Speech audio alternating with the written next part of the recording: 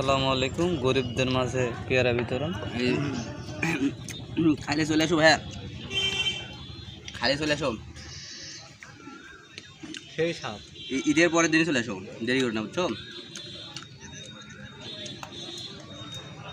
রাজশাহীতে গেলে কোথাকার? একটা মামা মাছ দেখে সেই স্বাদ ময়ে ময়ে।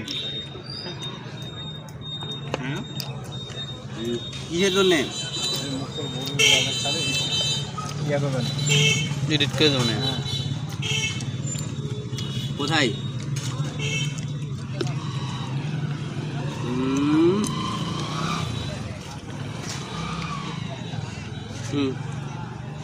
ওটার নাম কি বলে নাম তো?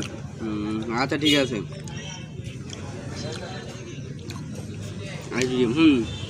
বুঝলেন?